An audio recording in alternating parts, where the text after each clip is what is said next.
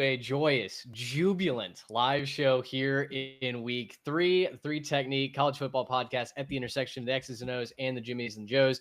Fellas, we're dispensing with all pleasantries, all small talk.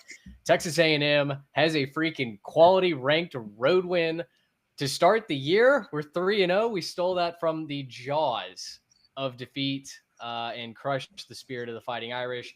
We were ready to talk Clemson and Georgia Tech off the top here, maybe some Georgia, Tennessee. But when you storm back, beat Notre Dame 41-40 on truthfully, a prayer to your second string tight end to win the game. It's our show. So we start here, and that's what we're doing. Trey Reeves, Garrett Turney, I'm Mitch Mason. Welcome in, guys. Just visceral reaction. What do we got? I mean, are y'all done screaming yet? Because I think I woke up my whole house. I woke up half the neighborhood. Had to fight off the urge to take off my shirt and run up and down the street. I cannot remember a Texas A&M game ending like that in quite some time. I'm really racking my brain to finish where we've been on the right side of it. We've had plenty that have ended in similar. But where we've been on the right side of it, just an incredible effort by Mike Elko's guys. Every time you thought they were out, right? Every time our group text has just taken a nosedive in vibes. Every time it is completely over. 2 or 3 plays later, we'd never been more back because somebody steps up and makes a big catch. Marcel Reed just had a legacy drive to end that. And I mean, just put the team on his back on that last drive. There's a lot to clean up. We can talk about that tomorrow. But for right now, it is all positive vibes here in Aggie land and Aggies everywhere because, like you said, Mitch, we finally got that ranked road win monkey off the back. First one on the road against a top 10 opponent since 2014. First ranked non-conference win since 1979. So we are going to lead our show with it. Y'all can deal with it. We'll talk about the other games later. Trey, that was the Auburn win when we were freshmen. Which also was won because of a botched snap. So right. It was kind of like it was a little bit fluky. Like, I'm not going to say, like, I didn't not enjoy it. I enjoyed the game. Don't get me wrong. Like, we ate steak afterwards. It was a great night. But, like, I'm just saying, like, it hasn't happened since we were freshmen. Trey, we got chillins now. Like, this is a thing. Like, we're old men at this point, right? Like, I'm almost 30 at this point. We're just ancient and old. Okay, so you both have children now, right? Like, that's the point. Is like it was yes. Side note, by the way, Trey, welcome back from that. Anyways, but no, like, I definitely woke up my daughter screaming when Nate came down with that one because that was amazing. And then immediately followed that up with, oh boy, I can't wait to watch how this extra the extra point gets blocked and returned and we lose anyways. So, like, it was all of the perfect things of just the abusive relationship meets pattern recognition, which we call battered Aggie syndrome, right? That's just what it is. But we got over the hump finally. We finally got over the hump, thrilled about it, excited about it. I can't wait to break this one down, but it's so much better to talk about the things that you need to clean up when you win, as opposed to the things you need to clean up when you agonizingly come so close to losing. I was thinking about that missed opportunity at the end of the half when he missed that field goal the whole way, and about how it'd be so much easier if we just had to kick a field goal right now. We could be a little conservative with the play calling. We could do that. Yep. And I was thinking about that the whole way. Didn't matter because ultimately, Aggies came out on top. But again, it's so much easier to do this when you're on the right side of it. And then you got to say, okay, Marcel could be a little better. Okay, that defense got some work to do. It's so much easier to do that now when you're 3-0 than the opposite. So yeah, I'm pumped to break this one down, and it feels great to be an Aggie tonight. Well, and I think we can start, guys. Maybe sorry to interrupt and take your role, Mitch, but the missed opportunities were there for both sides, and I think a lot of people are going to point to the Notre Dame missed opportunities. Obviously, the penalty at the very end was a big one. There was a holding penalty on the kickoff return too, but the botched extra point, the Tony Romo moment for the Notre Dame holder. But A&M had a ton of missed opportunities in this one too. They spotted Notre Dame 14 points with special teams. The blocked punt right out of the gate, the weak punt by an uncharacteristically weak punt from a really good punter in Tyler White that set Notre Dame up, I think, on A&M's 35 or 30-yard line.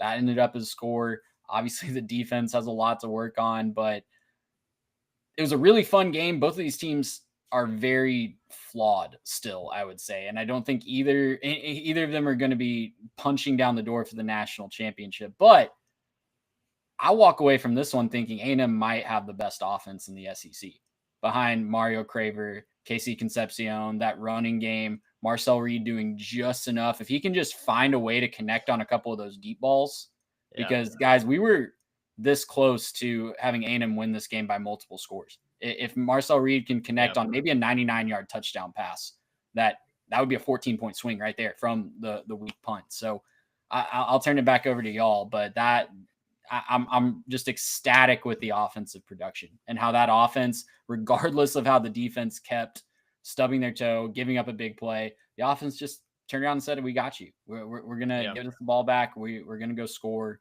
and we're going to put this game on ice at the end." Well, I think the offense is a good talking point. I think it's the main. If I had to pick one thing that comes out of this game for the Aggies, it is that offense. And listen, I put out a tweet saying if Notre Dame loses, because both fan bases were so frustrated in the second half, I said if Notre Dame loses, they're going to point at defensive busts where they feel like the pass rush should have gotten home. It didn't. The coverage should have been tighter. It wasn't. If A&M loses, they're going to point to it ended up being, I think, 12 or 13 penalties and just a bunch of procedural mumbo jumbo, special teams errors, Trey, that you talked about. But because A&M won, you look at the run sheet and you look at 360 yards passing for Marcel Reed. 207 of those yards went to Mario Craver on 7 catches. He had a touchdown. KC Concepcion was good. A&M has been held back by their lack of explosivity, their lack of offensive creativity. And while I still have some issues with some of the play calling at times for Colin Klein, it's felt like he's gotten so much more comfortable.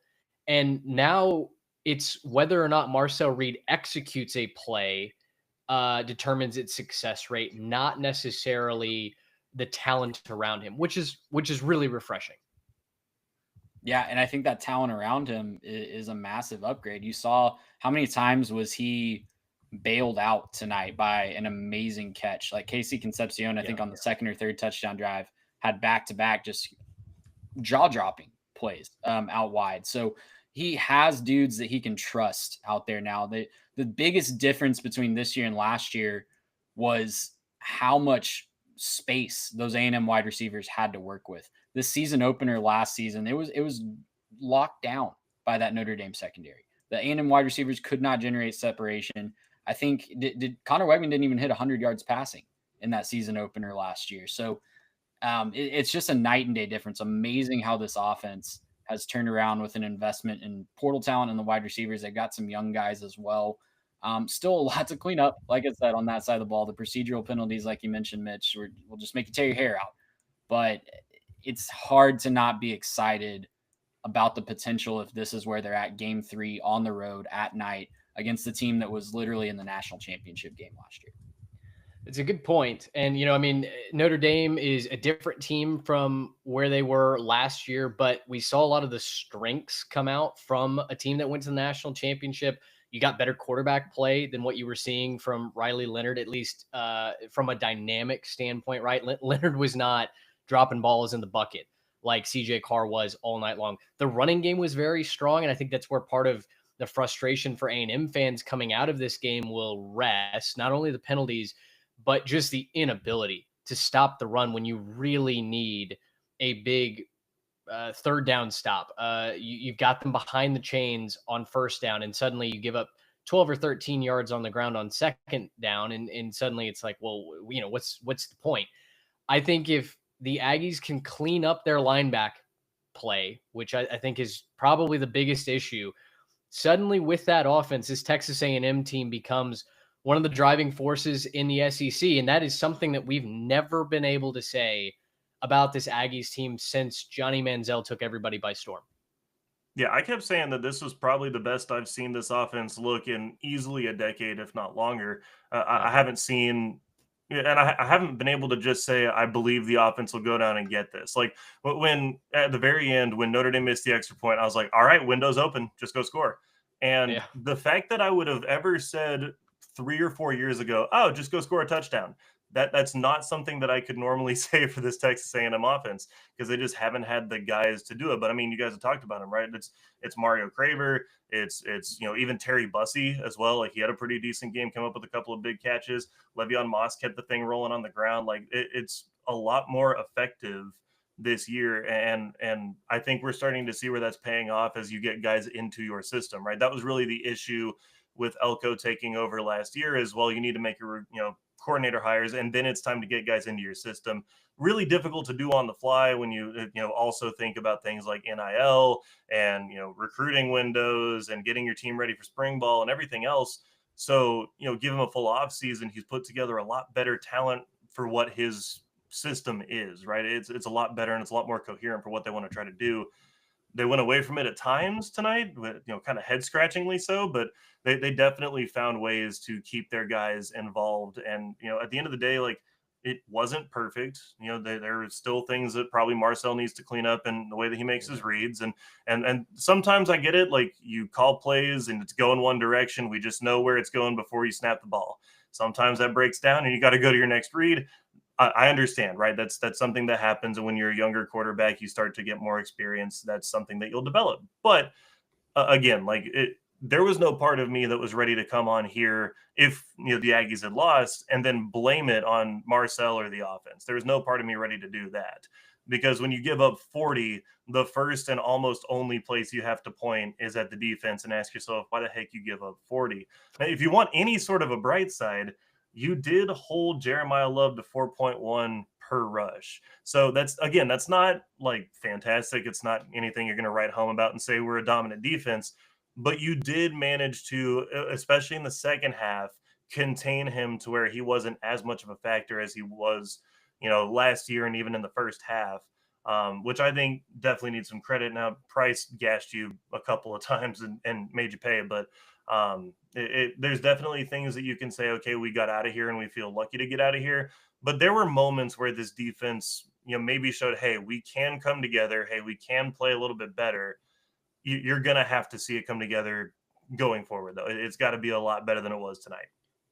Yeah, a lot to fix on the defensive side. And I know Elko is thrilled that he got this signature win. A lot of history made for Texas A&M. It feels like a landmark moment in his head coaching tenure in College Station. But I know that the defensive coordinator in him is going to be stewing on this.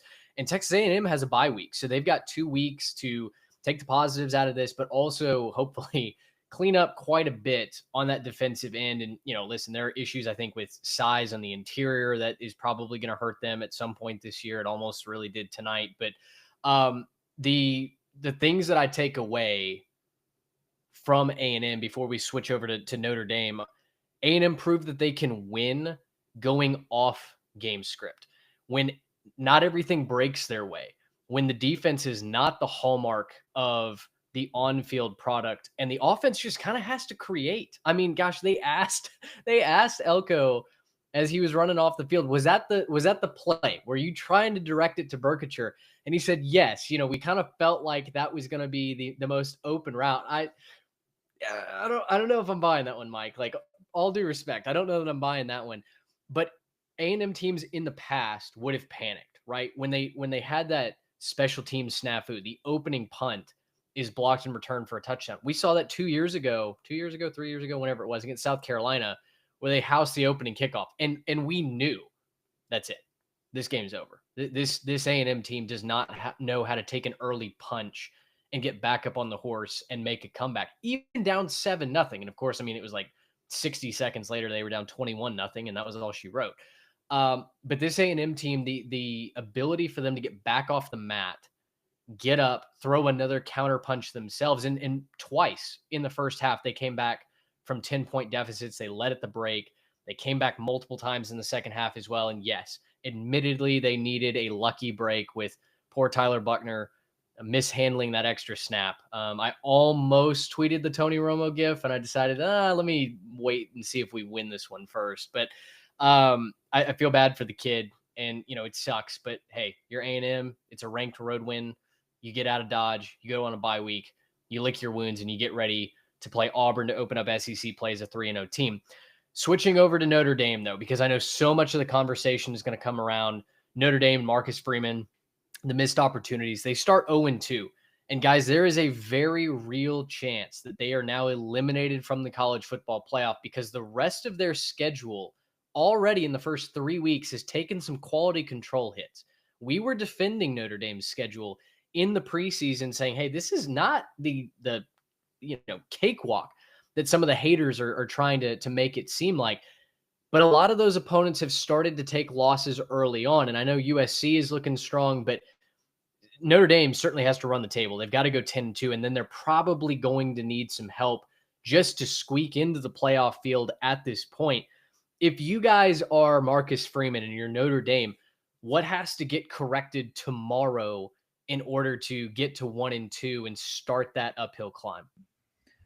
I think the obvious answer is the defense, just like we were talking about with Texas A&M. I mean, the fact that A&M's receivers were able to run that wide open, that's not the first time that's happened already this year. Miami was doing the exact same thing, and it was something in my trying to build an optimistic case for Texas A&M leading up to this game. It was looking at those Miami wide receivers. So if there's another team on the schedule, thinking about a USC later on this year, thinking about some of the guys that even an NC State has that we've seen so far this year, if they have smaller, quicker guys, it's going to be a problem for Notre Dame this year. I don't know that they necessarily, unless they figure something out schematically, I don't know that the personnel is there to stop that type of player. But I'm really also interested to see how this offense evolves too. And I know that sounds weird on a night where they should have put up 41 points. And 7 of those were special teams. Seven more of those were gifted from the special teams, like I talked about earlier. But it's been fascinating to me to see how much they've put on CJ Carr's shoulders so early in his career, and how tonight the run game was working largely. A&M had their moments. They made some big stops, but when Notre Dame lined up and decided they were going to run it, oftentimes they got the yards they needed. Some of the stops, one of them in particular was when they lined up in the Wildcat on a 4th and short. And that was just obvious what I think it was, I can't remember which back was in at that point, but it was Love. Yeah. And it was obvious what Love was going to do. And it worked at one point. It didn't work in the middle of the game. But it's really interesting to me that CJ Carr has so much on his shoulders. And look, I think he can handle it. He has balled out 2 weeks in a row. Obviously, tonight he was really good. I really like the wide receivers that Notre Dame has. This feels like a very good revamped wide receiver core that they've got going. And if that's the identity they want to have, then that's great. But that's just going to take a toll on your defense over the course of the year. If you are running up tempo, if you are high flying offense, it's just naturally going to take a toll on your defense. And you're going to have to win a different way than you did a season ago. Yeah, I was concerned coming into the year because of the effect of Riley Leonard running the football and what that absence was going to mean for their run game overall. And I think you started to see some of it, right? CJ Carr, I think you can't really complain about him too much. He's been throwing the football, making really good decisions. Taking what the defense is giving him. He had a great night tonight. I think the hard thing is there were moments when they were trying to run, and like you were saying, Trey, it was obvious, right? Like with all those Wildcat formations, I kept saying this is going to be the one that they pull and throw, and it's a little pop over the top to the tight end. We're going to get burned. And they never did it. They never got interesting with it. And I think I saw a friend of the show, someone that we've podcasted with before, I can't remember who, but one of our Notre Dame mutuals that was constantly just like, so they're just keeping motioning him in because he has to run the quarterback run the whole time. The coordinator refuses to not run the quarterback, and so you got to wildcat him just to make sure you can snap it and run. I was just really confused by it because it didn't feel like they understood the moment, right? It didn't seem like they understood where they were in a lot of times where, hey, you could take advantage of this. You can, really put your foot down. You can really try to like push it in this spot. And instead, they'd like, it's 4th and short. Let's just kick the field goal here. It's kind of the smart move. But I mean, if you run it, you might be able to pick this one up and keep the pressure on, right? You can end the game, play to win. I just thought there were too many of those moments where they didn't quite get it. And the problem is now that we're here and you've kind of shown some of those problems, but you've gone 0-2 in your 2 big games of the season, you look at the rest of the schedule and I'm just kind of like, what does it matter? Right? Like your biggest win opportunity, I think, is probably USC. And even then, they may not be all that good. They didn't exactly put away Purdue. So, I think for this point in the season, you got to hope that 10-2 with not that many, convincing wins is good enough because there's a bunch of 9-3 in the SEC, and there's a bunch of 9-3 in the Big Ten, and you can just convince yourself that you got enough transitive wins over enough of these teams that you can find your way into the playoff, or else, I mean, at this point, you're going to just go to a really fun Florida bowl game and not meet your goals, right? So I just think that it's kind of a tough place to be. This was a huge moment for both teams. We talked about for A&M the implications of finally winning one of these games. But for Notre Dame, they had a lot to validate tonight and keep themselves alive in this playoff race, show themselves that they can be one of those top seeds. They didn't do it, and I don't think they get that opportunity for the rest of the year. Notre Dame feels like the best 0-2 team in the country. There's no doubt. I just wonder how much higher they're going to be ranked than A&M by the AP poll. Well, and their 2 losses, I think, are going to end up being to 2 playoff or very playoff adjacent teams by a combined 4 points.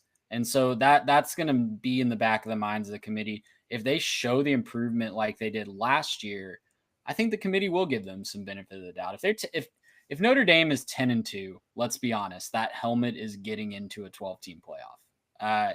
They were 11-1 last year. They probably would have a better strength of record this year at 10-2, just based on the fact that they are playing A&M and Miami, who I think are better this year. USC's looking really good. They took care of business today against Purdue, but they are looking way better than I expected them. So that could be an opportunity later in the year. And then, there's a couple other ACC teams that might jump up too. So I think a 10-2 team is getting in from Notre Dame, and you got to remember that's combined 4 points. I think that'll be a feather in their cap as well. Yeah, it's just not in their control is the point, right? Like they don't have the 100%. Like 11-1, you're getting in for sure. 10-2, you're probably getting in, right? And probably is going to be a little uneasy for the rest of the season. Might make them run up a couple of scores to try to convince some people, right? Yeah, Purdue, Arkansas, Boise, NC State, USC, Boston College, Navy, Pitt, Syracuse, and Stanford are how they round out the season. So breath-holding time in South Bend. Trey, we're going to let you get back to your new dad duties. Glad you could come celebrate with us. Wishing you guys the best and hopefully a little bit of sleep here tonight. I don't know, man. We're the house is buzzing. I don't know how much sleep will be because of our baby or how much will be just because of the high of that win, but we're going to try our best. Thanks, fellas. All right. We'll see you later. There goes Trey Reeves off to, be a new dad. Do some things that are a little bit more important than breaking down college football games. Garrett, you and I will soldier on, though, here on our Week 3 live reaction show. And let's go to Atlanta, shall we? Where you and I both called the Yellow Jackets upsetting Clemson outright. Sure enough, 24-21, the Wreck rambles a 55-yard walk-off field goal for Aiden Burr to cement this one. And, listen, from Georgia Tech's standpoint, this was pretty much business as usual. It was a lot of ground game, kind of quarterback power, student body left, student body right from Haynes King. He rushes for over 100 yards, but he also threw for over 200 yards. Georgia Tech shot themselves in the foot a couple of times early where it felt like it should have been 14, 17-0 Georgia Tech. They let Clemson hang around, and to their credit, the Tigers stay in it. They even took the lead at one point, but Georgia Tech finds a way to get it done inside the friendly confines of Bobby Dodd. They're undefeated. They're 3-0. Clemson is now on life support at 1-2. You and I both picked them as our national championship pick. So more impressed with Georgia Tech, more disappointed with Clemson. My answer is yes. I think my answer to that is just yes. First off, I want to make a point. We should always, from now on, just be able to hear the replay booth. That should always be the standard forever. Amen. Everyone should put a mic in there. We can do it next week on every single game. There's no reason to not. I thought that was so cool. I thought there were moments where I didn't have a chance to kind of maybe you could see it this way because they just explained it so well that I was like, yeah, sure. Okay, I'm with you. And I think that would do a lot for transparency and being able to understand where the refs are actually going with some of these calls. So that's the first part. I kind of had 2 different points on this where I really wanted to focus in. Number one, Haynes King is an absolute gladiator. I've said it a couple of times, but I want to keep reiterating it, man. Haynes King, he just chooses to win and then does it. I'm so happy for him, for his career. Obviously, the ups and the downs and not quite working out at A&M and then transferring over. I'm so thrilled for him. that they're finally coming out on top of some of these and getting some huge wins. Obviously, the upset last year against Miami and this one as well. Big for this school. Super happy for him, Brent Key, the whole group. They're just tough. I saw one that was it was the meme of the Simpsons kid that gets thrown through the window head first, right? And that's just Haynes King and their offensive game plan is you're just gonna throw his body forward with no regards for his health or longevity. And it's awesome because he's truly just putting himself out there. He loves ball, he loves the contact. He's a national treasure, and Georgia Tech is better for it. So I'm thrilled for them. And I think that a lot of the grittiness and the toughness that Georgia Tech has shown comes from your coach, and it goes all the way down. Obviously, Brinke, very popular coach there. He went there, he played there, and being able to kind of lean on that emotion and that passion and get the most out of his guys is honestly inspiring and something I don't think we see enough of in today's college football. But on the flip side, look, there were moments for Clemson where I was typing out, oh, here comes Clemson. Like, here's the Clemson we thought we knew and loved, right? There's that 3rd and 22 draw that kind of just picked up the first down. And I'm like, this is going to be where it switches, right? They're going to go down there. They scored. And I'm like, great. They're not out of this thing.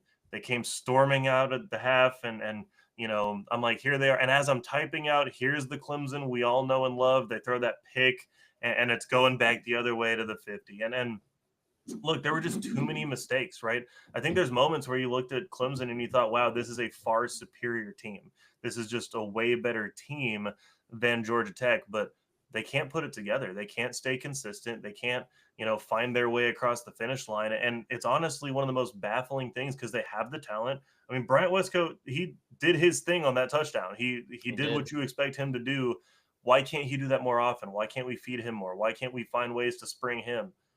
Why can't Cade Klubnik figure out how to find his guy when he needs to? I just don't understand what's happened with this Clemson team. I'm going to probably go back and watch them a lot closer this next week because, man, like I'm just so confused as to what the problem is. I know they don't run the ball super effectively right now, and that might be part of it, but man, it's no fun, very confusing, and it leaves a lot of questions about Dabo and kind of what's going on there. I don't want to be hot seat guy because of what he's done for the program, but there's got to be some questions answered for what's going on at Clemson. Yeah, it does seem like Clemson is less than the sum of their parts. And a lot of that starts at the quarterback spot. If you want to throw up Andrew's comment in the YouTube chat, that entire quarterback class is not looking great right now. I don't have an answer because quite frankly, like, you just can't think of a quarterback from that class that has consistently put it together on a week in, week out basis. We've seen Cade Klubnik be an all-star, be a superstar, a kid that, given the roster that Clemson has right now, he should be able to lead this team to an undefeated year and a national championship. And that was why you and I picked them as our champions, is because the roster just checks all of the boxes. The talent oozes from Clemson, South Carolina. The schedule was not that hard, not that difficult. They should have beaten LSU at home. They frankly should have beaten Georgia Tech on the road.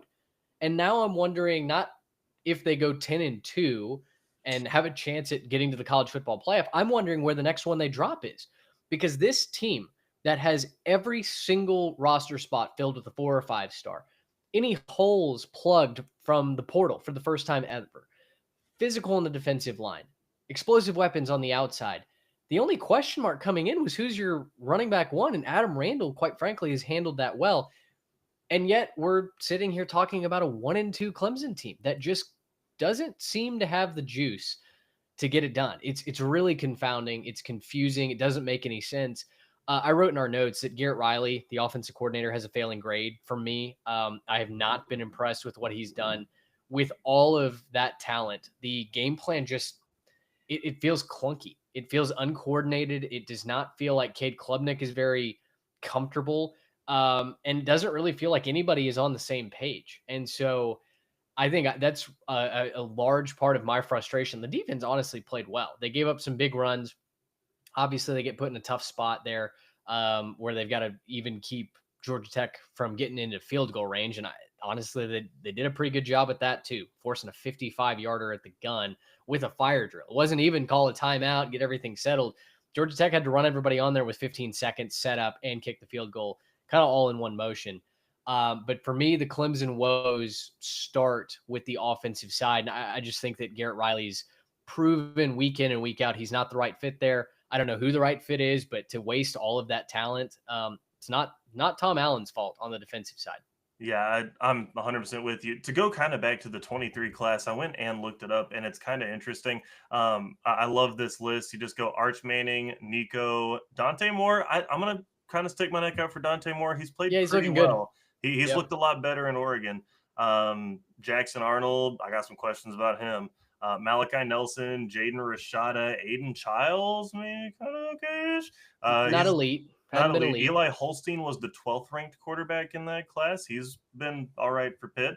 And then I'd like to just point out that the number 20 quarterback in that class is named Marcel Reed, and he put up almost 400 yards of offense in South Bend tonight. So I'll just throw that out there for the 23 class as well. But yeah, it's a very shocking list of just a bunch of, wait, who is he? Wait, does he still play? Wait, where is he now? Like, again, going up to, what was it, Malachi Nelson, and we're like, he's at UTEP? Like, what's going on there? So yeah, very confusing class, obviously. And that's where I think with this era of development, transfer portal, and everything else, being able to have a guy at the quarterback spot right now with how massive of a miss that class was, I think is a huge deal.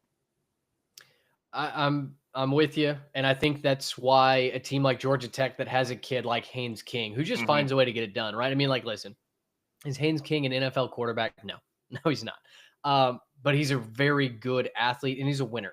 And he talked about that in the post-game press conference. All the questions are coming to him. Hey, you put this team on your back. You led this game-winning drive. He's very quick to say, like, hey, it's not a one-man show. He very much is a cog in the machine that is the Rambling Wreck. And they've rambled to a 3-0 start. They look physical on the defensive side. I've been very impressed with the strides that Georgia Tech has taken over these last couple of years under Brent Key. Shout out to safety Omari Daniels, who just balled out an interception, a forced fumble, had a pass defended. He had 7 tackles as well. Had one of the most Herculean athletic interceptions you may ever see to take away a touchdown opportunity from Clemson, and very much contributed to the win there. And, I just think that this defensive front for Georgia Tech has taken on the personification of Brent Key. I know he's an offensive line guy, but that toughness, that grittiness. Garrett, this was the 12th win in a 1-score game that Brent Key has reeled off since being the head coach in 2022. It's also the 12th time that they've won outright as an underdog since 2022. You're doing both of those things and winning games in a phone booth. And I start to like you more and more as the season goes along, because very similar to what I said about A&M, they don't have to rely on everything going right to win a game. They don't have to rely on being at home or having the perfect game script.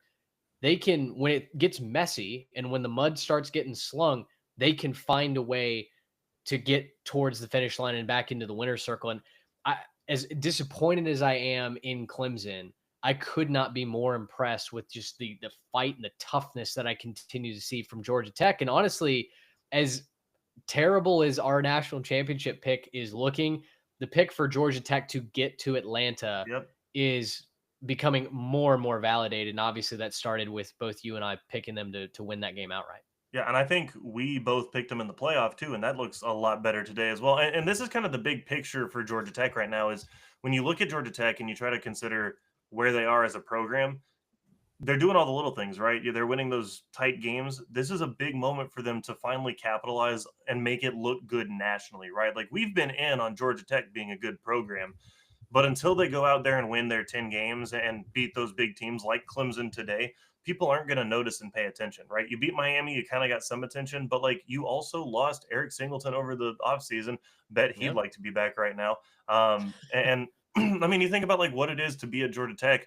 It's really hard to recruit against Georgia in the state of Georgia. It's really hard to recruit against Florida in the state of Florida, Florida State in the state of Florida, and also in the state of Georgia. Like, there's just a lot of talent, but it's really hard to, take all of that and then move that into results in terms of your recruiting and in terms of your talent. And so if they can capitalize on this, and if they can find a way to, convince guys to both stick around and also join the cause, you're going to see Georgia Tech build up a pretty strong program, because I totally believe in what Brent Key's doing. It's exciting, man, and it's a dynamic shift that we've waited for a long time. I know ACC truthers that are, boy, they're they've taken some lumps early. We'll talk about Miami here in a minute, but yeah, Georgia Tech suddenly becomes a great hope, which their playoff candidacy looks real. This is not a flash in the pan team. This is, I think, a very real team that could be there towards the end. Let's talk about the final game in our big three. We didn't talk Miami USF. That was a splattering. We'll mention it. We obviously replaced that with Clemson Georgia Tech.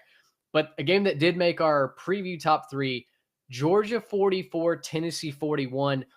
Garrett, I'm sitting here very similar to when we recapped Baylor beating SMU last week. I just don't know how Tennessee found a way to choke that away. For the majority of the game, I was prepared to sit here and tell you that they were the better team.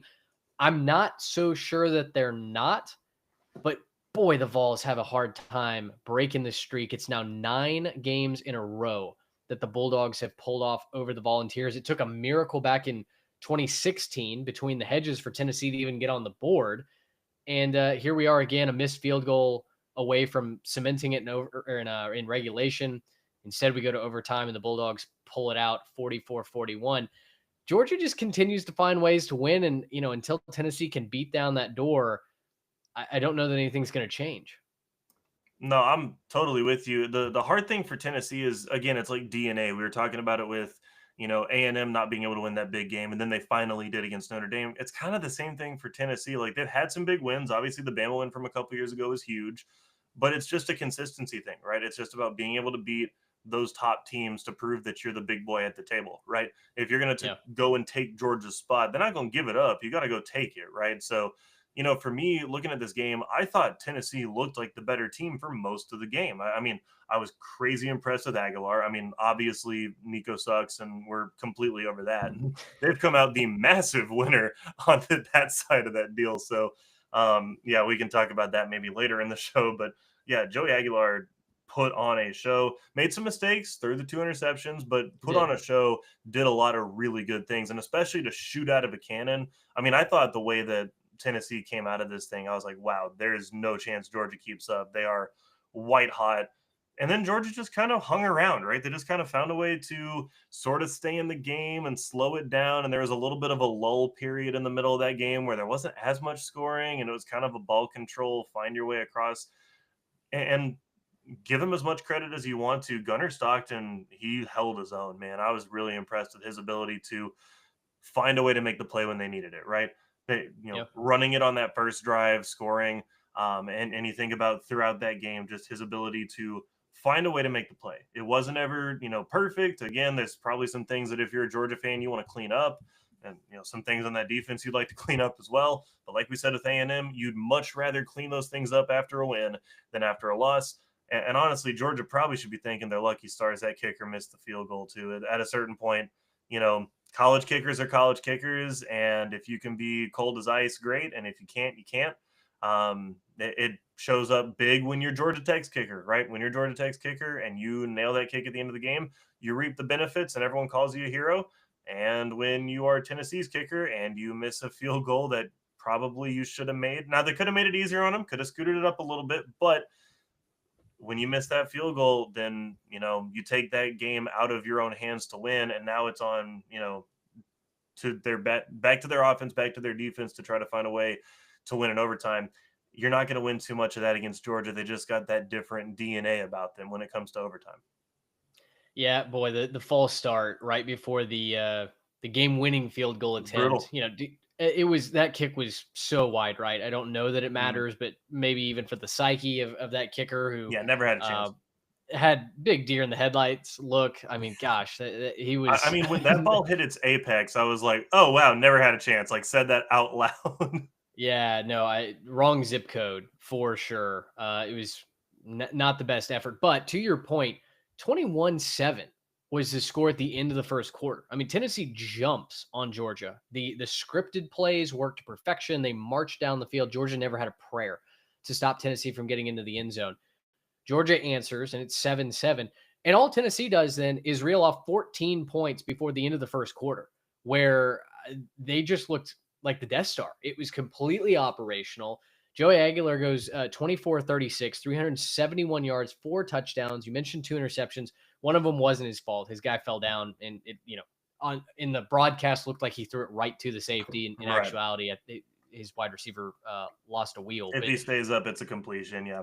Yeah, I thought Aguilar did everything that he did, needed to do, I should say. You look at the running game, it was good enough, certainly to get the job done. 125 yards. Star Thomas had a couple of big runs, 9 carries for 60 yards. Deshaun Bishop, 54 yards on the ground as well. And so you look at the Tennessee box score. Chris Brazzell, 6 catches for 177 yards and 3 touchdowns. Staley, 9 for 97 and a touchdown. And you just go, okay, so they won this game, right? But Georgia shuts them out in the second half. The defense stands firm. The secondary figures it out. They score 10 points. Tennessee doesn't. 21-17 going into the break. And then every other period, Georgia just finds a way to get the scoring edge. 10-7 in the third quarter, scoring-wise. 11-10 in the fourth quarter, force overtime. And then obviously 6-3, they get the walk-off touchdown there at the very end. Like, that is what Georgia has done so well over these last several years. And that's what I give Kirby Smart credit for, is his team never mentally checks out. You think back to that Alabama game from last year where Alabama was all over Georgia early. It felt like the Tide was going to steamroll their way out. And that Kirby was going to get embarrassed on the road. And what on earth is this Georgia team going to do the rest of the year? And they find a way to come back. Now, obviously, they lost the game, but they found a way to claw their way back into it. And that's what this Georgia team does, that truly, until the nail is in the coffin, I don't think you can count them out. You also mentioned Gunnar Stockton doing a good job. The first 2 weeks, he did not look good. The offense in general did not look like they had any clue of how to operate at an SEC level, a level that was going to give them the ability to come into Neyland, that was absolutely rocking today, and find a way to score 40 plus in a winning effort. Stockton, after kind of struggling against Austin Peay and Marshall, goes 23 of 31, 304, and 2 touchdowns. A very lights out performance, I thought, from Gunnar Stockton. The running game breaks through 198 yards on the ground. Huge. Garrett, this is the Georgia team that maybe they don't look like a Saban, Alabama. We're going to crush your will from the word go, and there's no room for you to breathe. But this is the Georgia team that I kind of warned everybody about. Just when you start to count them out, they're not only going to find a way to win, but they're going to get on a roll. And suddenly we're getting to the end of the year and they're SEC champions and national champions as well. Well, and that's why I picked them to win this game, was because I just kind of believe in Georgia, right? It's not a shocking statement, right? I'm not saying anything revolutionary. That's not Mr. Hot Takes over here, right? But obviously, at a certain point, you just believe in Georgia for the same reason we used to believe in Bama. It's because you just have a great head coach who, despite some off-the-field stuff, does have a good culture when it comes to game day. And ultimately, at the end of the day, they're going to find ways to win. They know how to win football games. They know how to dig deep. They know the right things to say at the right time when the guys are down and you got to go give a message to the team on the sidelines. They know what to do. They know that they're in it. They know that they have the dogs to get it done. And I mean, again, like you said, 198 yards rushing, that ain't an accident. That's a full team commitment to running the football, being effective, doing what you got to do. There are a bunch of ball carriers in this one. There are a whole bunch of guys. It was mostly 3 guys, but there's a whole bunch of guys carrying the rock in this one. That's a team commitment to running the football, blocking your tails off, and getting it done. It's a tough Georgia team. Now, again, if you're a Georgia fan, you're going to hear me say that they're tough and they're gritty and all that stuff. And you're going to say, did you watch that defense? And you're going to be pulling your hair out talking about how bad that defense is. Look, I'm not entirely convinced we didn't watch 2 of the best teams in college football play a game today. I think that probably there's a good chance that both of these teams make the playoff. I've been withholding my judgment on Tennessee. I think they probably make the playoff if I had to rewrite it today. They're a very good football team. They got an incredible offense.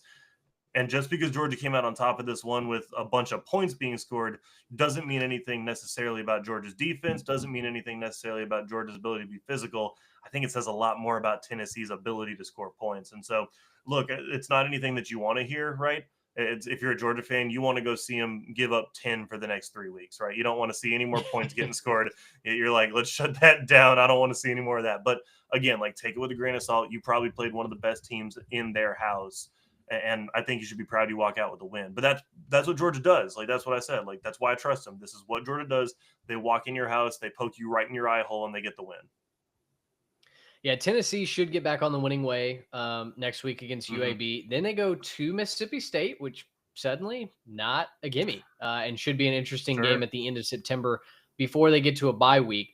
For Georgia, their next 2 weeks, actually, they're off next week, and then they get a week to prepare for the Crimson Tide, and that will be Between the Hedges in Sanford Stadium. Absolute must-watch TV. It's going to be fantastic to see. Alabama bounce back, looked very physical against Wisconsin today. That's a team that, oh my goodness, has lost all identity. I think that's a team that needs a leadership change. But we're talking about maybe the perfect way to end September when we get the Dogs and the Tide in the SEC. Speaking of SEC, let's whip around the SEC storylines very quickly here. I mean, as quickly as we can, because there was a lot going on in the conference. We talked about A&M. You have LSU that knocks off Florida 20-10. DJ Lagway did not look good in that game. Throws a couple of interceptions, but then neither did the LSU offense. Texas mightily struggles, specifically Arch Manning really, really struggles against UTEP. Vanderbilt blows out South Carolina, a top 12 win on the road for the Doors, 31-7. Lenore Sellers gets hurt in that one, and the South Carolina offense certainly looks like an issue. And then Ole Miss beats Arkansas, had to get a fumble late to win that game over the Hogs. Hogs do cover, but certainly an explosive game. You nailed it on the head. There were all the points in that one, 41-35 Ole Miss over Arkansas. Out of all of those games, which one kind of caught your attention? Which one had your eye? Which one do you think made the biggest statement going forward? So I watched a lot of the Ole Miss Arkansas game when I wasn't pulling my hair out over Texas A&M Notre Dame. That it was difficult to split your attention, but the things that caught my mind, I saw a lot of that game, but by the way, neither team wants to play defense at all. That just wasn't at all a thing that you wanted to do. And I said there might be all the points in that game, and it kind of was. I think Arkansas did a pretty good job overall running the football, but I still think at this point Taylor Green's a little too inconsistent as a passer to really rely on him to be that big game guy. Against lesser opponents, he's looked really good, and he still makes plays, but he's just not consistent enough. He doesn't complete enough passes, misses opportunities, and so for that, that's nice. I thought that Ole Miss's backup did a really good job filling in. What was it? Yeah, Trinidad Chambliss. Yeah, Chambliss. Yeah, I thought he did a really good job. He had, I think close to, if not over 400 yards of offense by himself. He did a really good job, but he's an absolute baller. But I still don't think you can call Ole Miss a title contender until they fix that defense. They're not going to be able to win games against the big opponents when they have those issues. Flip side of that, who am I worried about on the offensive side? Point your attention to the Bayou Bengals. Okay, I'm not super happy with that LSU offense. I have a question, Mitch. This caught my attention at the end of the game. You may not have seen this. How many first downs do you think LSU had in this one? Not sure, but the offense did not move with any grace. So I'm going to say like 12. 10. They had 10 first my downs in this game. The reason it caught my eye was because late in that game, when I flipped over after the Ole Miss Arkansas, they put it up on the graphic and it said 9. And I was like, how have they not had any? I'm like, what are we doing? What is happening with that LSU quarter offense? Or 9 this half? And I think a lot of us respected LSU and their ability to throw the football and Garrett Nussmeier and the whole thing going into the season. And then we saw them win that game against Clemson, and we assumed that was two really good teams with really good defenses that just gritted it out. And I'm starting to maybe wave the massive red flag as to LSU has an offense problem. I don't know if it's scheme. Again, I don't know if it's like players or they're not meshing or whatever, but it ain't working for LSU.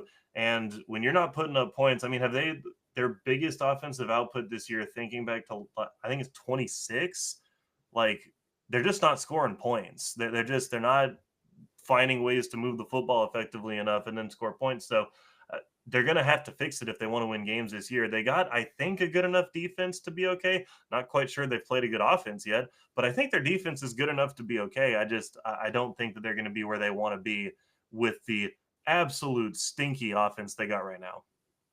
Does it feel like Texas and LSU are the exact same team right now because their offenses should be outstanding. The offensive lines are loaded. The skill possession players can burn you deep, can go up and make a contested catch. The running game should be outstanding.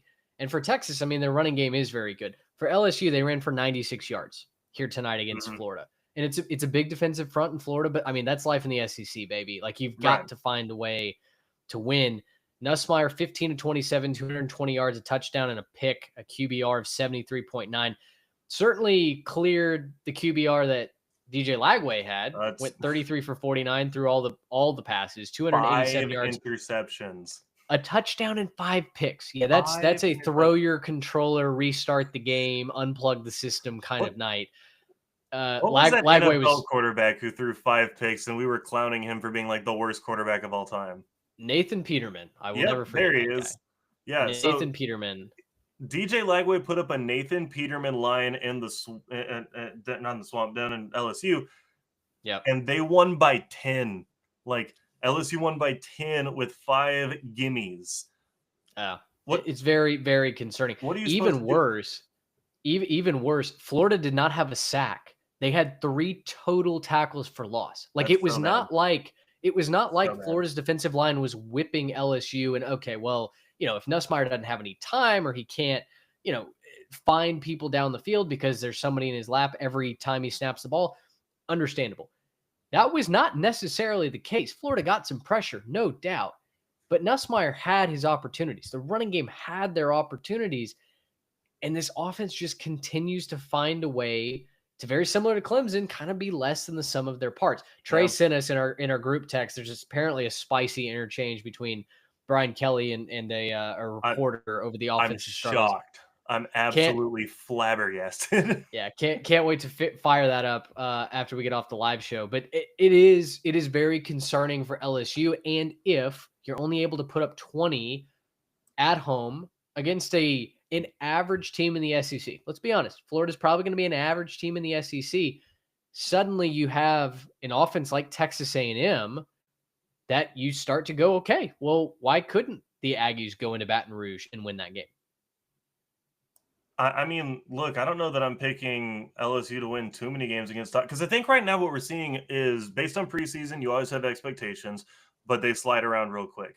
I think very quickly we are seeing massive stock down for LSU and Florida, and I think you can put Texas in that category. I mean, I'd be really curious to hear from some Longhorn fans as to what they think about their offense and how they're going to shape up. But I think you also have to massive stock up Tennessee, Oklahoma, and after tonight, Texas A&M, and say that those are some teams that can definitely score points. And, I think A&M and Tennessee might have some defensive concerns, but at least with Oklahoma, that's a team that can score points and definitely keep you off the board as well. Mm-hmm. There's a reshuffling right now in the SEC in terms of the power dynamic, who's going to get that 3rd, maybe even 4th playoff spot. And I think right now, if you're LSU, Texas, and Florida, you're going to sweat out the next couple of weeks because we're not super confident with the way our quarterbacks are playing. You asked about if I think LSU and Texas are the same team. I think they're similar enough in terms of what you're seeing in the on-field, but to me, there's one massive difference. Garrett Nussmeier has 0 excuses. Arch Manning has at least the excuse of, I was overhyped. The entire media landscape showed me my last name and said I was the second coming of football Jesus. But Garrett Nussmeier is an experienced quarterback who has played years in this league and should be able to, operate any form of offense at a better level than this. And I have more faith that LSU can figure it out on the offensive side because of that. Sure. I have a lot less faith in what we're seeing with Arch because, again, we haven't seen it really from him against a quality team yet where he can put together a seriously impressive performance. Heck, he hasn't necessarily been that impressive against some of the not so good teams. So I think that's where you have to sit there and ask some questions about yourself and what you got there. But that's why right now I'm more disappointed in what LSU is doing than Texas. I think the Texas supporting cast is a lot better than LSU's, but Garrett Nussmeier has no excuse. He should be able to get everything he can out of that team. And there's just no reason why they shouldn't be scoring a bunch of points.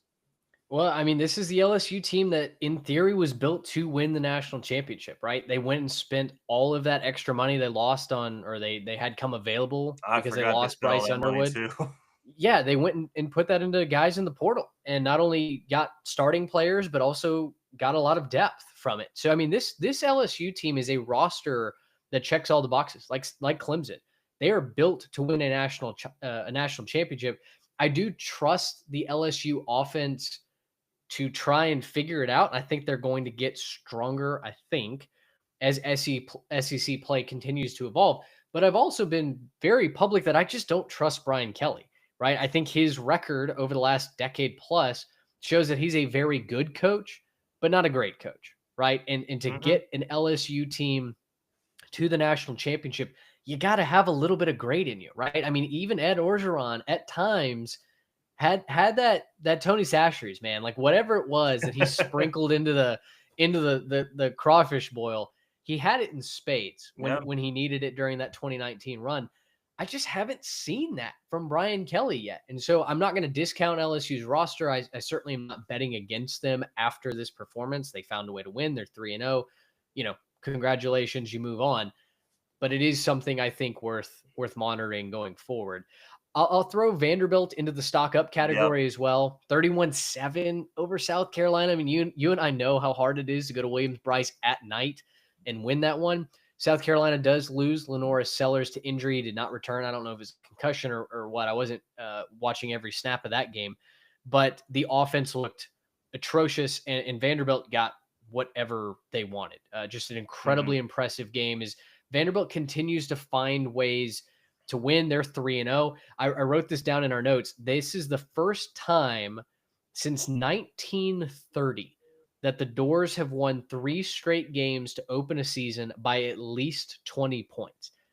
I mean, just absolutely historic stuff happening for Clark Lee. And I continue to reference it when he was at the podium a couple of years ago to SEC Media Days. And he said, our goal is to be the best team in the country. At Vanderbilt, everybody laughed. Everybody wrote them off. I think they had just gone 2-10 the previous season, right? I want to go up on this one. I'm going to own my flaw on this. I made a joke on this podcast that, their pitching staff is really good and they're going to be able to hit pretty well because I thought it was so laughable that they were talking about football. I had to make a joke about it being their baseball team. I will hand up and own that. He found himself a great quarterback and they're playing some damn good football. They are, man. They're athletic. They're physical on defense. They're doing a heck of a job. I'm not really that impressed with South Carolina. I will say, I don't think South Carolina is that good of a football team, but I'm not going to take anything away from that win from Vanderbilt. It is a tough place to play, and regardless of how you get out of there with the win, you get out of there with the win. Yeah, the concerns are mounting for South Carolina, and we talked about that in this offseason. In their preview, everybody was saying, hell yeah, playoff team for sure. And we were like, well, they lost a lot of production. Like, can we just make sure that all the deck chairs on the Titanic are in the right spot before we wholesale invest in this? And a lot I think on their the defense too. Yeah, the defense had been pretty good tonight. I think it was, I think they kind of quit. I think it became abundantly clear very early on in that game, hey, we're not winning this. And probably mailed it in. But the offense, not looking good for sure. Very quickly on Texas and Arch. I can't defend him anymore. I've tried 5 of 16 to start that game with an interception. He looks like you or me trying to play that position right now. There is no cohesion. There is no understanding of what the coverage is throwing. I mean, when he makes UTEP's secondary, who's replaced literally everybody, look competent against an SEC opponent with SEC 5-star wide receivers, something has gone wrong. Sarkisian said that Arch is not playing hurt. He's throwing ducks. And so if he's not playing hurt, if I'm supposed to take Sarkisian's word at it, then Arch just sucks right now. I mean, to be as blunt as I can, if you're going to say that he's not hurt, and I don't believe you, I think he is dealing with something because the throwing motion is not natural. He's throwing curveballs out there. But if you're going to say that he's not hurt, then you do not have a quarterback one right now. And I think it was Burnt Orange Nation, one of their Twitter accounts, said at what point do you have the conversation about QB2 coming into this game and getting some reps? Because it'll just get better. We'll fight our way through it. At one point did not look like you were going to be able to beat UTEP that way. And so very, very concerning. CJ Baxter also goes down with supposedly a major injury. So Yeah. it might be time to panic on the 40 acres. It's unfortunate, the injury, obviously, because so much of their offense is going to have to run through the running game. Because again, like we tried to tell you, and I want to be super clear. I'm not putting any of this on Arch right now. You're a college football player playing for Texas. Like there's going to be ups and downs. You'll figure your way out of it. You're going to have the biggest spotlight on you. I'm not trying to drag on the kid, okay? But I'm going to drag on every single media personality that thought there was no way that he was ever going to perform badly, okay? This is still a fresh quarterback who we did not see very much of last year. He looked good against bad teams and bad against some good teams, and he ran a little bit and looked pretty good running the ball, and he did not look very good passing the football. I'm going to drag on, the Paul Feinbaums of the world and everybody else who said that we were crazy for saying we might want to pump the brakes on the Arch hype, fully acknowledging that he has the talent to be very good. Just not saying that, again, like I said earlier, he ain't, touchdown Jesus. He ain't football Jesus, the second coming, right? He's not doing that. So I just, man, like I feel for the guy, right? Like it's got to be hard to have that spotlight, but at a certain point, like you're getting paid as much as you are, you got to find a way to start producing. And I feel none of that empathy for the Longhorns fans that wanted to talk mess the entire offseason about how he was the greatest thing that's ever happened, and dragged on Quinn Ewers, by the way, for how bad he was and how he was going to cost them games. Quinn Ewers this year, and Texas probably wins the whole thing. They I think understand now, but I'm not going to give you any sympathy for it because you put yourself in this position. So look, I'm very, very pessimistic on Arch's ability to turn the corner this season. I think they need to give him a break. I think they need to probably sit him for a game or two so he can get his composure back and figure out how to play football normal again. If you watch him, he's thinking. He is just looking across the field, and he's slow in his progression, and he's thinking. And even last week against San Jose State, you saw the same exact thing. He was just slow moving, and he'd go through his progressions. And San Jose State couldn't rush the passer, so it didn't matter. But when you start to play that game against Oklahoma in the Red River, when you play Vanderbilt, they're looking pretty dang good and physical. You got Florida, who's not very good, but they do have a physical front. You've got some good teams on that schedule. And by the way, Texas A&M team that can put up a bunch of points at the end of the season. That's a lot of games on this schedule that now become really iffy if you can't figure out the quarterback spot. And, I didn't necessarily expect him to play this poorly, but I can't say I'm shocked that he's underperforming necessarily. Right. Well, suddenly you look at the rest of their schedule. They've got Sam Houston, then they got a bye week, and then at Florida. Listen, whatever you think about Florida, they're definitely better at home than they are on the road. So I think that's still definitely a tough game. But then the potential shootouts, Garrett, that you're looking at, you mentioned in Dallas to take on Oklahoma, at Mississippi State, Vanderbilt at home, that is at no Georgia, longer a gimme. Arkansas, and then Texas A&M to finish off the year. I mean, that's a handful of games that you go before you lace them up. You go, probably need to score 30 plus in this one. And right now, Arch is not showing me that he can score 30 plus against a competent defense. They didn't do it against UTEP today. Yeah, I'm with you. I think that it's just really unfortunate because I do think they have a really good defense. And the problem with keeping a good defense on the field the entire game because you can't move the ball is that good defense don't look so good when they're tired. That's how defense works, right? You can have an elite defense, and when they stay on the field most of the game, they're going to get tired at some point and run a little slower and miss some tackles. So, they probably need some bigger performances out of their stars. They're clearly missing difference makers in the receiver room. I know they got a couple guys that they like, but they don't have a Matthew Golden, right? They're missing him a lot this season. And there's just guys that they don't have at that spot. And if they miss Baxter, which, again, like I hope that he is okay. Like I hope that he'll find a way to bounce back. But if they're missing Baxter, then they're obviously like missing serious weapons in their run game as well. So stock is going down on Texas. And also, like, I'll kind of tag this as our last little SEC team before we kind of move on. I'm not super impressed with Auburn throwing the football right now. They can run, and they ran over USA a little bit. They didn't exactly pull away from them, and that game was too close for comfort for a long time. I think the Jackson Arnold hate was maybe a little bit too much, but he's going to have to figure out how to throw the football, make some better decisions because they're not connecting right now, and they got too good of receivers to not do something about it. Yeah, it does seem like more of the same, where your wide receivers are Ferraris and you just don't have the fuel Yep. to gas them up and let them, get loose on the highway. So Yep. did like the running game. Jeremiah Cobb had a big game, but Yeah, yeah, they can run. that is one question I have about Auburn. All right, let's go to the ACC. We'll whip this around. Let's start with Miami, number 5 in the country. They do blow away South Florida, 49-12. We talked about this on the preview show. I believe you took Miami. I took the points. I just didn't want to be the guy that got stuck holding the bag when USF lost by 3.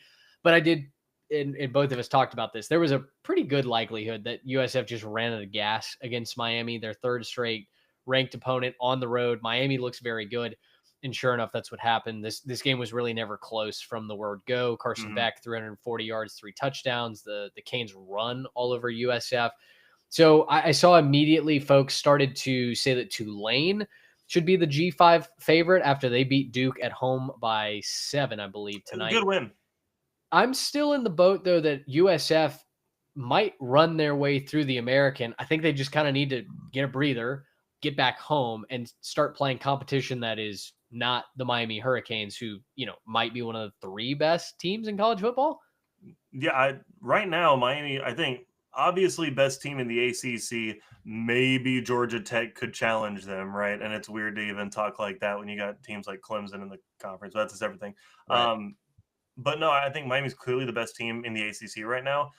They're finally turning it around. I'm thrilled for Carson Beck, by the way. I think if there's anybody who's not on my team that I'm rooting for the most this season, it's officially Carson Beck because of all the slander that he got from the Georgia side. And now he's putting up big points and everything's looking good. I'm rooting for him. But yeah, man, like USF ran out of steam. That's nothing on them. That's still a 2-1 team. Reminder, like Boise State, they lost to Oregon. There were moments where that game didn't look all as close. They put up a better fight, but they lost to Oregon. That didn't take anything away from them. They were just playing a very good Oregon Ducks football team. USF is still playing a very good Miami team, and that's how that worked. I'm impressed with Tulane, and obviously I'm excited to see what happens with the rest of the season. I'm willing to keep my options open, but USF is still a very good football team with a real path to the playoff. Yeah. Mentioned Tulane beats Duke. Duke falls to 1-2. Just again, disappointing loss for the Blue Devils. This one, though, I did not feel like they were the better team. Tulane jumped on them early. They were up 14-0, and Duke just couldn't quite claw their way back in. It's time for Brent Pry to go at Virginia Tech. They lose 45-26. They did not score a point in the first half. They were down 28-0 to a very good Old Dominion team, that I've picked to be a contender in the Sun Belt. And boy, they looked every bit of the part tonight. Colton Joseph, 16-22 for 276 yards, a couple of scores. They also ran for well over 100 yards as well. But Virginia Tech is 0-3. They're miserable. They look checked out. The students, the fans were leaving in droves by halftime. The Brent Pry experience is not a fun one, and it's time for them to go a different direction. Yeah, they need to have a meeting tomorrow morning, and he's got to be sitting in the unemployment line on Monday because it's not it anymore. And again, like we've talked about it, they deserve better at Virginia Tech. They deserve, with all the environment, the way that they care, the passion, they deserve better. And we had moments where we were optimistic. We had moments where we thought it was going to be okay, and it's not. It's just not. You cannot get blown out in your own house by Old Dominion. You just can't do it. Yeah. SMU kind of squeaks by Missouri State. They were down 10-0 after the first quarter. They come back, shut out the Bears, 28-10 to win that one. Kevin Jennings, turns the ball over in some ugly ways sometimes. But SMU survives. West Virginia wins the backyard brawl. No idea. They played 3 different quarterbacks in this one. Eli Holstein throws for over 300 yards, but the Panthers lose Des Reed to an injury. He didn't play for, I think, half the game. They were winning up until the final seconds, Pitt was, and then West Virginia gets a miracle touchdown at the end. Not a miracle touchdown. They marched down Pitt's throat. Mm-hmm. It was kind of a miracle catch in the end zone to send this one to overtime. And then West Virginia scores. Pitt has a pathetic final possession. And West Virginia, a team with really no identity, no Jaheim White. They played 3 quarterbacks, like I said, turned the ball over multiple times, and they find a way to win a rivalry. And if that isn't college football, I don't know what is. Yeah, man, that'll show me to doubt Morgantown one more time. I'm not going to do it ever again. I refuse. I will not doubt Morgantown. I'll probably doubt them next week. I don't know who they play next week, but I'm not going to doubt Morgantown ever again. Okay, you guys showed Yeah. up, gave your team what they needed to get over the hump, and yeah, I mean, you win a rivalry game, you're always going to feel good. So, look, I know that it wasn't fun losing to Ohio. I know that that probably wasn't what you enjoyed from last week, but Yeah. I think when you beat Pitt at West Virginia, I think that you can beating Pitt, as it were, to abridge the scriptures, covers a multitude of sins. So I think that this is one that that they'll allow the Ohio loss to go for a minute if they can find a way to turn it. They do have to find a way to turn it now. Obviously, they got to find a way to win some more Yeah. games, but this will buy you some goodwill with the fan base for a little while. Yeah.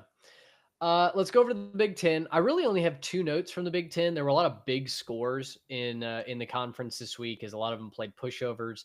Um, Oregon let Northwestern backdoor cover with like 30 seconds left, which was hilarious. Got a big rise out of the folks on Twitter. But Kirk Ferentz becomes the all-time winningest head coach in Big Ten history. They crush UMass today, 47-7. A huge shout out to Kirk Ferentz, who's been doing this for a long time. And listen, a lot of flaws with that Iowa football team, but a lot of history made today. And it's really cool to see someone who has stuck around the program for as long as Ferentz has been there. Would have loved if he had done it in the Cyhawk Trophy Cyhawk game, I should say, last week. But a 40-point win against UMass at home, that'll do it too. Yeah, the theatrics absolutely deserve it. That's really and honestly an incredible accomplishment. And I know that there's reasons to clown Iowa football this year. I get it. There's going to be reasons to make fun of them, and hope we see some good offensive production against a good opponent, maybe. But yeah, we'll see where the season goes. Nonetheless, you can't take this achievement away from him. It's incredible what he's able to do. Yeah. No real. Oh, I guess my other note out of the Big Ten, UCLA drops to 0-3. They got clobbered by New Mexico, which Yeah, I was gonna say I have a tough couple scene. of things from there. So obviously, number one, UCLA looking like absolute dog water. Talked about it a little bit at the top of the show. Clearly, Tennessee has won the Nico situation. Seen Nico's dad like arguing with burner pages on Twitter. Oh, it's bad. It's truly just reached abysmal levels. I don't know who's got it worse, Nico's family or Avery Johnson's family. It's got to be pretty bad right now for both sides. And then the other one that I wanted to mention, there are a lot of blowouts and there's a lot of sleepy games in this one. One game that I really keyed in on early because just the window made sense for it was Oregon Northwestern. I'm really impressed with the Ducks, man. Like they got some stuff going on there. DeCorian Moore is an absolute weapon for that team. Northwestern played some good defense early in this game, but you just can't refuse DeCorian Moore the ball too much. And I think the thing that I want to see, I was thinking about this a little bit, for Oregon, the one thing we're going to need to see is that second wide receiving option. Even if it comes from a tight end, you got to have that second pass catcher because they can run all over you. But I think once you can key in on the wide receivers, it's going to be a little bit tough for them to win games. For now, they're looking really good. Might need to find that secondary option in the pass game, though. Yeah, that's very fair. Where else should we go? Big 12. My biggest note, I mean, last night the games were entertaining. Houston beats Colorado. Arizona beats Kansas State. Kansas State's season officially done and dusted. In the I toilet. think we can put the death nail in that one. But other than that, from the Big 12, I didn't really have any major notes. I did want to shout out a couple of G5 teams before we get out of here. Number one, Delaware earns their first win over an FBS opponent. They beat UConn in overtime, 44-41 at home. Huge win for the Blue Hens, who UConn, listen, we were talking about them as a chance to go 9-10 wins. Now they're 1-2 after not beating Syracuse. They were so close a week ago. But now they fall on the road to Delaware as well. And the Blue Hens are off to a great start. They're 2-0 at home, which is amazing for them. But boy, tough scene for UConn. But just wanted to shout out Delaware getting that first win. And then a big win in the Sun Belt. Memphis just dominated Troy. That was an early game in the morning window. They held the Trojans to just 112 yards of total offense in a 28-7 win. It was big. I actually have another note from the G5 level. I want to head over to the MAC real quick. I Yeah. watched a lot of Buffalo Kent State because Kent State put the fear of God in Buffalo for a second, They and did. there was a little bit of time where I was sitting there, I was kind of watching scores for a second, and again, I said, like, in that early window, everything was a blowout, so I was kind of like, Yeah. what do I even put on the quad box? Like, I don't want to watch Oklahoma giving it to Temple. I don't want to, this is fun, okay, whatever. And then I saw that score, and I was like, do I get CBS Sports Network? Let's see. And then Yeah. turns out we got it. And I watched a lot of that game, and I wanted to kind of read from my notes from that one. I just said Kent State led 14-10 at halftime, and then watched a little bit more of that game, came back to said, don't worry, Buffalo figured it out. Yeah. And then Kent State kind of came storming back, and I typed all caps, maybe not, late touchdown for Kent State, and they're up 4. And then I typed the last little note was just, well, poop, because Buffalo figured it out. Yeah. Look, good win for them. Maybe not the best spot to be playing that close, but you got to give Kent State a little bit of credit there. They hung in there. They put it to a really good Buffalo team. Yeah. Stock up for Bowling Green, 23-13 win over Liberty. I think it's a bad Liberty team. I think their run of dominance was very short-lived. But 23-13, the Falcons beat Liberty. They're 2-0 at home as well. Ball State barely survived New Hampshire, yeah. FCS opponent who can throw it all over the yacht. New Mexico won this weekend. I can't remember who they played, but New Mexico won this weekend. They thrashed the living daylights out of UCLA in front of about 16 Bruin fans. Oh man, yeah, that might be the only saving grace is there was no one there actually to watch that. Yeah, if UCLA sucks against New Mexico, but nobody was there to watch it, did it really happen? Exactly. Last Sunbelt note that I'll throw out, because we talked about Old Dominion already. I told you that the Weird Line of the Week award went to Georgia Southern being favored over Jacksonville State. Jacksonville State was a play away basically from being 2-0. Georgia Southern had been blown out twice, and sure enough, what did I tell you would happen? The Eagles are going to cover, right? That line just smells so bad that it means that Georgia Southern's going to win. They win by 7, 41-34. So happy I didn't end up touching that one. That was a death nail. If I can remember, I think you got a little bit of crap for that one on Twitter, but decent call.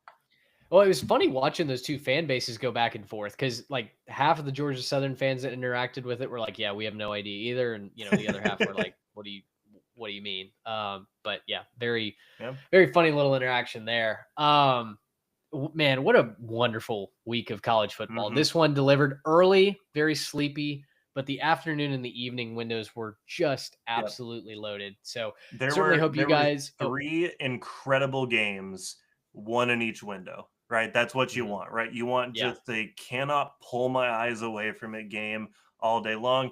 We got it. We certainly did. It was a Saturday that delivered in every way imaginable. If you found us for the first time during this week 3, welcome. We're so glad to have you. Certainly hope you stick around at 3Tech Pod across all of our social media channels if you would like to engage with us, talk ball with us during the week. And of course, if you have been watching the live stream, if you're with us live or listening, watching later on, we're also thankful for that. Garrett, I say we wrap it there. It's just past 12:15 here local time. I think we go get some sleep, get ready to do it again in week 4, and get all the vibes right for just another week. If there's anything that we do know from college football so far, it's that this season is going to be wheels off, and I personally can't wait. You're not wrong about that. I don't know what you're talking about, getting to sleep. I'm going to go watch, Texas A&M highlights and recaps and every single media person until 3 a.m. That's what I'm going to do. Well, there you go. All right. For Garrett Turney, Trey Reeves, who's doing dad stuff, I'm Mitch Mason. Thanks so much